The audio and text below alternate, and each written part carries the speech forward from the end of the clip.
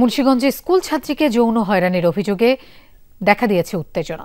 অভিযুক্ত দফতরিকে গণপিটুনির পর পুলিশে দিয়েছে ক্ষুব্ধ জনতা। তাকে হাসপাতালে ভর্তির পর সেখানেও বিক্ষোভ করেন তারা। এদিকে মানিকগঞ্জে এক স্কুল ছাত্রীকে তুলে নিয়ে সংঘবদ্ধ ধর্ষণের অভিযোগ উঠেছে। ঘটনার পর থেকে হাসপাতালে চিকিৎসাধীন কিশোরী মানসিক ভারসাম্যহীন আচরণ করছে বলে জানিয়েছেন স্বজন এবং চিকিৎসকরা।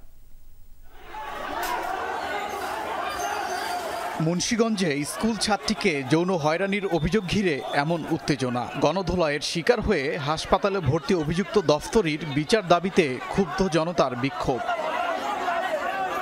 ভুক্তভোগী স্বজনদের ভাষ্য, ২৬ মার্চ উপলক্ষে কুচকাওয়াজের প্রস্তুতি নিতে সোমবার স্কুলে যায় শিশুটি। দফতরি আবুল হোসেন শ্রেণীকক্ষে আটকে রেখে যৌন নিপীড়ন চালায় বলে অভিযোগ ওঠে। মঙ্গলবার সকালে ঘটনা জানাজানির পর অভিযুক্তকে গণধোলাই দেয় ক্ষুব্ধ জনতা। আজকে যে ঘটনা যতটুকু আমরা শুনতে পারছি, স্কুলের দপ্তরে একটা ছোট বাচ্চা ৯ বছরের বাচ্চা মেয়েকে ধর্ষণ করছে। আমরা এর দৃশ্যতামূলক শাস্তি চাই, আমরা দর্শকের ফাঁসি চাই।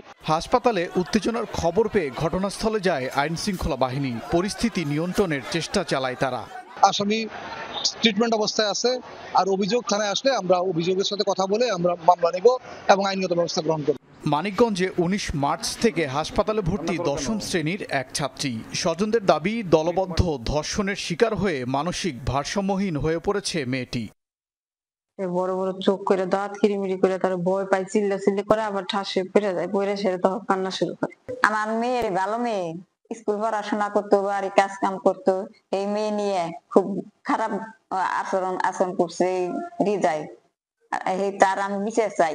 গেল ১৩ মার্চ সন্ধ্যায় তাকে অপহরণের অভিযোগ ওঠে হৃদয় নামে একজনের বিরুদ্ধে। ৬ দিন আটকে রেখে ওঠে নির্যাতনের অভিযোগ। সাভারের নবীনগর থেকে উদ্ধারের পর নেওয়া হয় হাসপাতালে। শিবালয় থানায় মামলার পর অভিযুক্তকে গ্রেফতার করেছে পুলিশ।